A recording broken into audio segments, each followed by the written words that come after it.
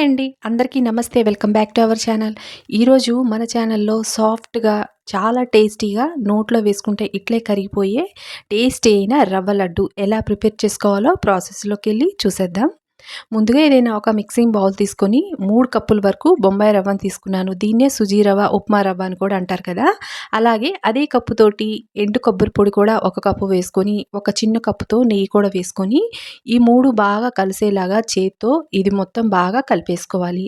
ఎండు కొబ్బరి, నెయ్యి, ఈ రవ్వ బాగా కలిసేలాగా మొత్తం అంతా ఇలా కలిపేసుకున్న తర్వాత, ఇప్పుడు స్టవ్ వెలిగించుకొని ఏదైనా ఒక ప్యాన్ పెట్టుకొని చిన్న కప్పుతో ఒక కప్పు వరకు నెయ్యిని వేసుకున్నాను. ఆ తర్వాత డ్రై ఫ్రూట్స్‌ని కట్ చేసుకొని వేసేసుకొని స్టవ్‌ని లో ఫ్లేమ్‌లో పెట్టేసుకొని ఈ డ్రై ఫ్రూట్స్ మొత్తం గోల్డెన్ కలర్ వచ్చేంత వరకు ఫ్రై చేసుకోవాలి. ఇప్పుడు కొన్ని కూడా యాడ్ చేసుకొని ఇవి కూడా కొంచెం ఫ్రై అయ్యే వరకు ఫ్రై చేసుకోవాలి. డ్రై ఫ్రూట్స్ మొత్తం చక్కగా గోల్డెన్ కలర్ వచ్చేసిన తర్వాత వేరొక బౌల్‌లోకి తీసేసుకోవాలి. ఇప్పుడు ఇదే ప్యాన్‌లోకి ముందుగా కలిపి పెట్టుకున్న రవ్వను వేసేసుకోవాలి.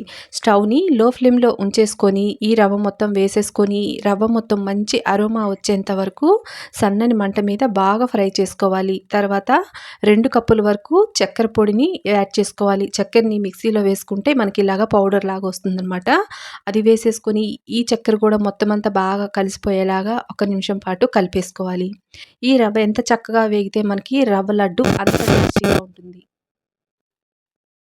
ఇలా మంచి కలరు, మంచి స్మెల్ వచ్చేదాకా కలుపుకున్న తర్వాత, ఇప్పుడు స్టవ్ ఆఫ్ చేసుకొని రవ్వ కొంచెం చల్లారిన తర్వాత మనం ఫ్రై చేసి పెట్టుకున్న డ్రై ఫ్రూట్స్ మొత్తం వేసేసుకొని చేత్తో మొత్తం అంతా బాగా ఒకసారి కలిపేసుకోవాలి.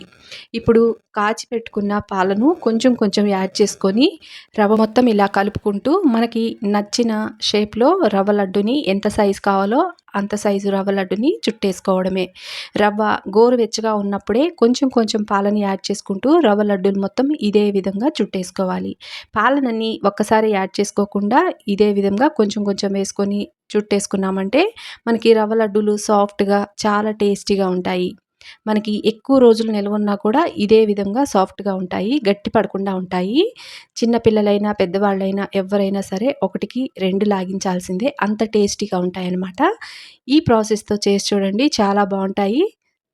మరి మన వీడియో నచ్చితే తప్పకుండా ఒక లైక్ చేయండి. కొత్తగా ఛానల్‌ని చూస్తున్న వాళ్ళు ప్లీజ్ సబ్స్క్రైబ్ చేసుకోండి. Thanks for watching.